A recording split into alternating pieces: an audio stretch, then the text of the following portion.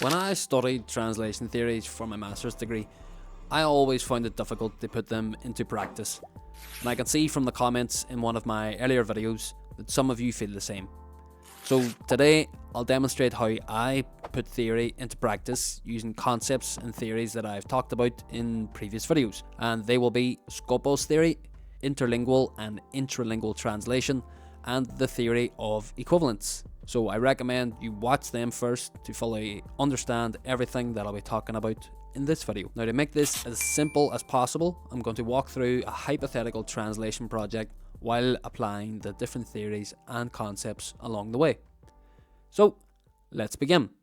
So the first thing we need to begin the project is a text. Now, for this video, we're going to imagine that the client has contacted me directly and has requested that I translate their book from Irish into English, and that I have accepted the project. This brings the first theory into play, which is Skopos theory. As I mentioned in my previous video about the topic, Skopos comes from Greek meaning purpose, so we must find out the purpose of the book or the reason why it's being translated. Looking at the front cover, from the title, Trialacha, Tigvala, we can understand that the book is full of comprehension tests and will more than likely be used in an education setting. Now, because the book is originally written in Irish and has been requested for translation, we can understand that it will be tailored towards Irish-speaking people who want to practice or improve their English comprehension skills. At the bottom of the front cover, we can see the sentence Texana Gaelig do van rangana agus dard rangana, meaning Irish texts for intermediate and advanced classes. This introduces the common European framework of reference, because we'll need to clarify the type of language that we'll need to use for each text so that they correspond correctly to the different levels, which are either basic user, independent user, or proficient user. Since we know it's for intermediate to advanced classes, we can rule out the levels A1 to A2. Now, looking at the top of the back cover, we can see it reads as Bunio Clolan van Wadagain, Savlain Ya Villa Hain, Le Lower Heilige Holler. Go Hariha do yini fasta ata agiri and Heilige Olam, August don Idjihis lan Heilige, meaning Clolan van Wadagain or Ben Madigan Press was established in 2001 to provide Irish books to adults who want to learn Irish and for an Irish medium setting, meaning lessons are taught in Irish. Now, if none of this information I've mentioned was available, we could contact the author or publisher and request it to ensure that we fully understand the purpose of the text. As we can see here, this book contains 22 texts that are written in Gaelic, but for this video we only need one. So I have picked a text that interested me the most, which was this one, about a man called Pater who wants to take his son to a football match in England for his birthday, but doesn't know how to tell his wife because he thinks that she might be against the idea. As we can see from the title of the passage, the learner is expected to translate the text as well as answer comprehension questions, as the instructions read Astruhan agus Trail Tigvala 3 Jig. Translation and the comprehension test 13, as well as Astri and Shleok Dalana Skoperla. Translate the following passage into English. As a final note before moving on to the next part of the project, the title of the passage reads as Turas go Larful Cudge Ahain. Trip to Liverpool, Part 1. It is possible the clients will hire multiple translators at a time to help speed up the process, so it would be wise to ask the client if Part 2 has already been translated, so that you can have a look at the translation to try and determine whether you understand the purpose of the text in the same way as the other translator. If not, you can try and contact the other translator if you have their contact information and discuss the purpose of the text and how it should be translated so that it corresponds with said purpose. This helps ensure consistency across the various texts and gives you peace of mind that your interpretation of the text Skopos is correct and aligned. But once again, if you were unsure about anything, you would contact the client to clarify everything. Now, once we believe that we have ascertained the purpose of the book, we can start to paint an image of our end user, the person who will be purchasing the book. So, from everything we've already discussed, we can picture the end user as an Irish-speaking man or woman who wants to practice or improve their English comprehension skills. On top of that, Their knowledge of the language will vary between levels B1 and C2. It's important to remember the end user because they are the people who the book is intended for, and because they may be the deciding factor when it comes to making certain translation decisions. Now that that's all finished, we can begin the next step in the translation process, reading the text. Now, to keep this video as short as possible, I will only be translating the first paragraph of the text, but all the concepts and theories can be applied in the same way to each paragraph and the text as a whole. So, let's read. Fi padar ag bra brontanas breich le a walu do chonal, an pwastje shinne a vi ag a hen agus ag moira. Veu conal trí blaina jeg an enu las fihe de vi warte, agus bevian le padar a chorch turis go clethe pella assassin. Le ferinne, vi an smúine seo ag feiru in a chion le couple mi anuas, ag vi rinch olish de yewal father, module costas, tastil agus tickage. Fur sé a ro dolas ui on a chogaki ken. No vi ken in a rinne chumman vel firstje de loch tak yakte larfwil. Okay, now that the reading is finished, we now move on to the next stage, translation. This brings in the concept of interlingual translation, which is the translation across the borders of languages. And we always translate sense for sense. We never translate word for word because we risk the text becoming nonsensical, or we make it too difficult for the end user to read the text or even understand it, which is not our aim at all. With that, it's always important to note the syntactical differences between the languages that you will be translating between. So for Irish, that is verb, subject and object, whereas in English that is subject, verb and object. We always begin with a first draft and then we revise and proofread it afterwards. So remember, verb, subject. Vi padar was padar, better English is padar was. Ag bra, he was wanting or looking to. Brontanas breith lay, so in Irish, compound nouns from an English perspective are back to front. So gift of birthday, so birthday gift. Wallu, to propose or to suggest. Da, the preposition can mean for or to, but the name here, chonal, is a male name, and if we remember from the context, Padar wants to take his son to a football match, but doesn't know how to bring up the idea to his wife, so he wouldn't be telling Conal about the gift just yet, so it's to suggest for Conal. And Pwastja is Shinya, the child that is the oldest, or in better English would be the eldest child. A vi ige hen, that was at himself, so ige is the prepositional pronoun in the male form referring back to Padar. Agus ag myra, so when we have ag, the preposition, for example, rod of a ogum, that means in the equivalent that means I have something or I have a thing. So the sentence would be Padar was looking to suggest a birthday gift for Conal, his and Myra's eldest child. Veu, so we've moved from past to conditional. Veu Conal, so Conal would be 3 blaina jeg, 13.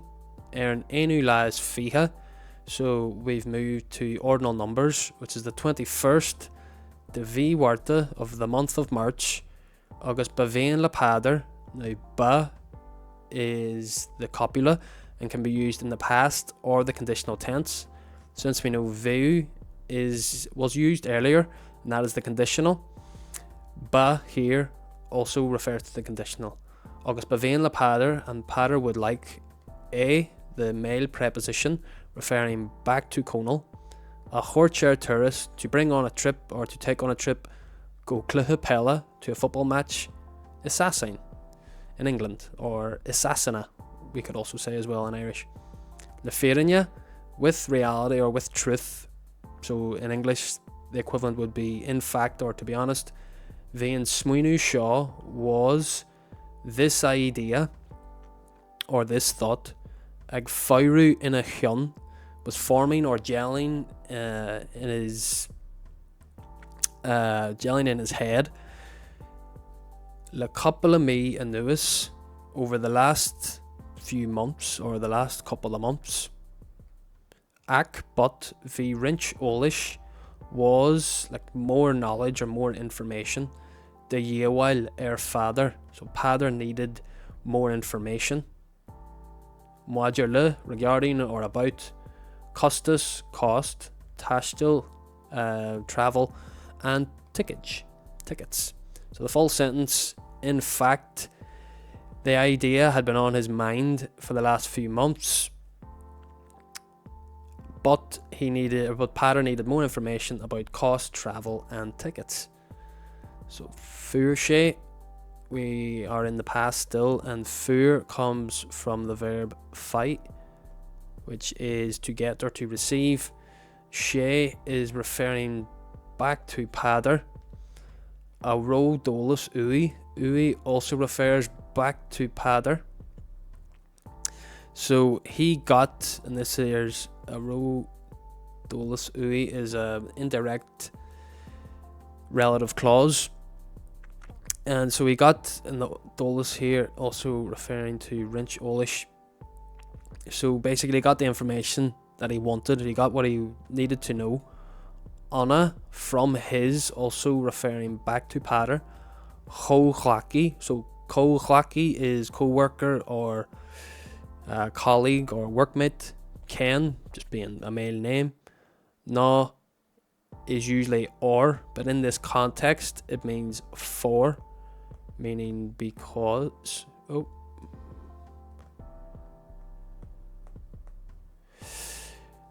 No vi Ken, no for was Ken in a Rooney, in his secretary. In English that has a sexual connotation, obviously. In Irish it doesn't. Irish looks at people as being characters or actors or having the potential to be those characters, or to realise, like to be in a capacity to be in the role of something, and that is all Irish views that as being within each person. So Novi Ken in the Rooney, air, which is on, Chumman meaning club. So on, we wouldn't say a secretary on a club, we would be a secretary in a club.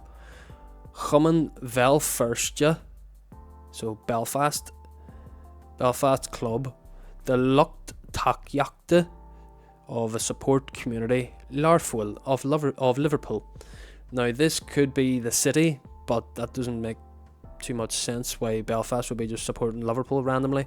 But also we know that they're going to Cluhapella, which is a football match, so it's Liverpool Football Club that it's referring to.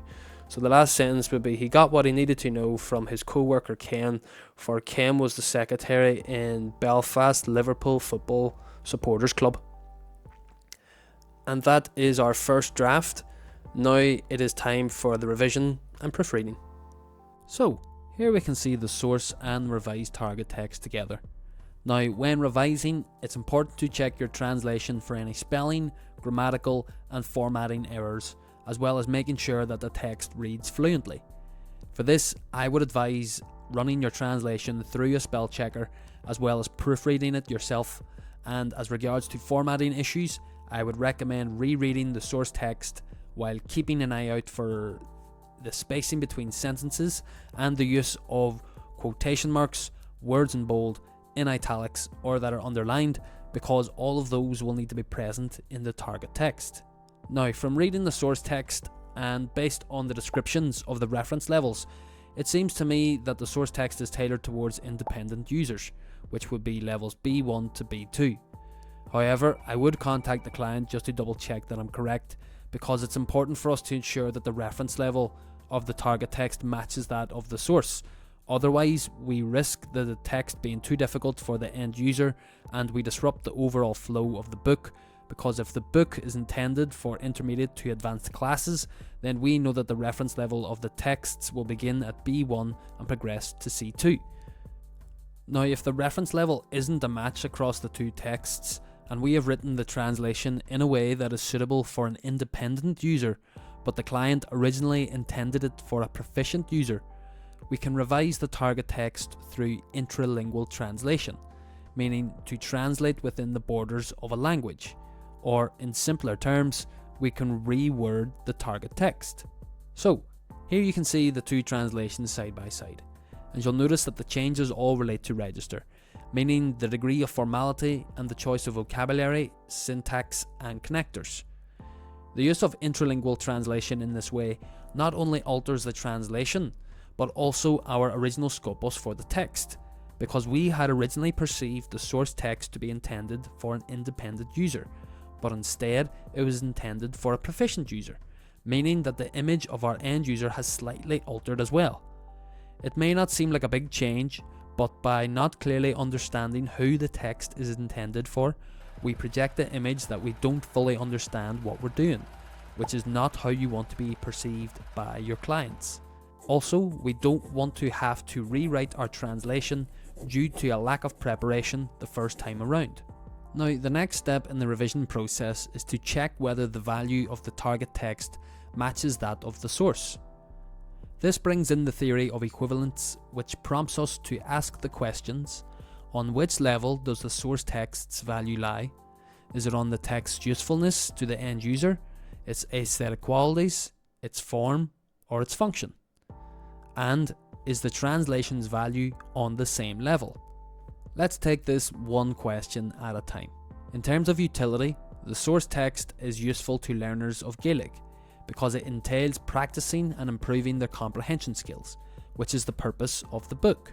The source text's aesthetic qualities and form don't have much importance in this case, because neither the spacing between the sentences nor the number of words used in each sentence impact the meaning of the text in a way that, if they were altered, meaning would not be lost and the text would still be useful to the end user.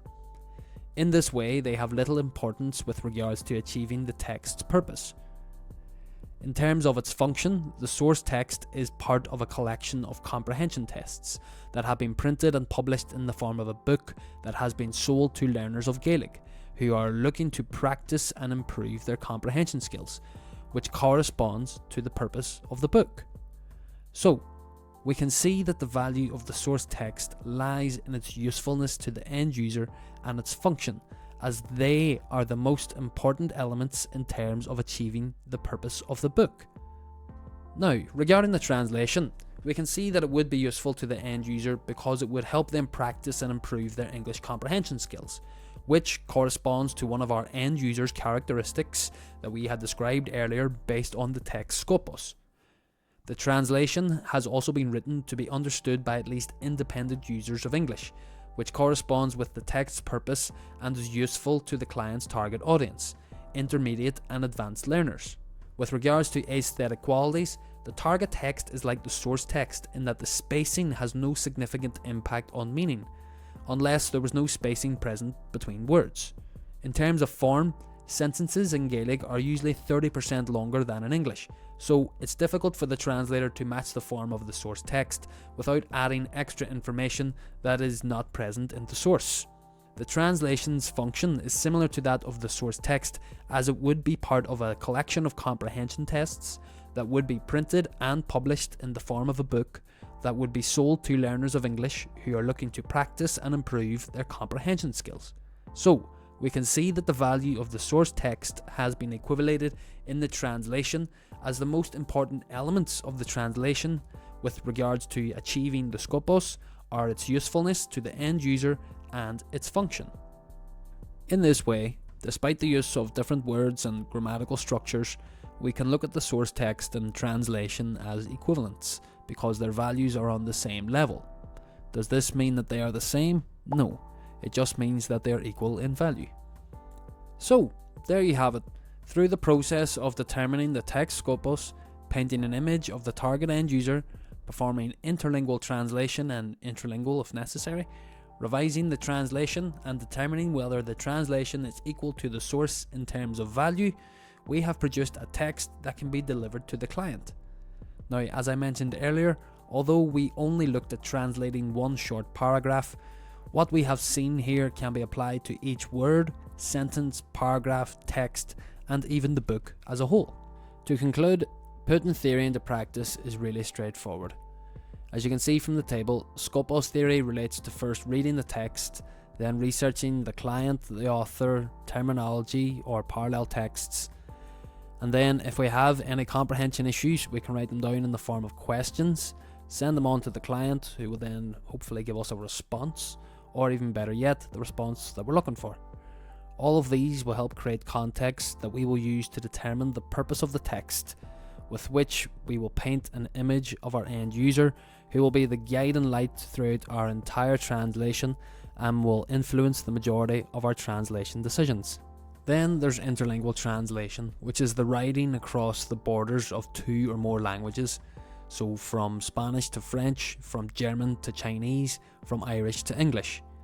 When we're writing across these borders, we always write sense for sense, never word for word. And when we're finished our first draft, we always revise it and make any necessary adjustments. After that, we run a spell check to make sure there are no spelling errors, and then we proofread it to make sure that there are no grammatical and formatting errors and that it reads fluently. Then we have intralingual translation, which is staying within the borders of one language. Intralingual translation could be viewed as the revision part of interlingual translation because we are making adjustments to the target text within the borders of that language. But when we have already written the text and our Skopos changes, well then we need to analyse the differences between the 2 Skopos and then analyse our original translation and see what changes can be made to achieve the new Skopos. May that be changing the syntax, changing particular terminology, or the degree of formality. When we rewrite, we always do a first draft and then we revise it once again, which is in itself deploying interlingual translation once again, and then we spell check to make sure there are no spelling errors, and we proofread for grammatical and formatting errors and make sure that everything reads fluently. Then we have the theory of equivalence, which is about finding the value, in particular finding the level on which the source text's value lies. May that be in its usefulness to its end user, its aesthetic qualities, its form or its function. Now the value or the level on which the value lies will be different in each text and unique to each translator. For example, in today's example, I believe that the value lay in the text function and its usefulness to the end user because those were the 2 most important elements in terms of achieving the text Skopos. But if we were to take a poem, we may look at the aesthetic qualities and the form as the levels on which the value lies. Because if I were to translate a poem which intentionally only has about 3 or 4 words per line and I translate it as a single paragraph, well then people may not even recognize that it's a poem and therefore may not read it as a poem. So as I said, the value or the level on which the value lies is different in each text and unique to each translator, and it's important for those translators to try and equivalate the value of the source text in the target text within the borders of the target language. If you have any questions, make sure to drop them in the comments. Thanks for listening.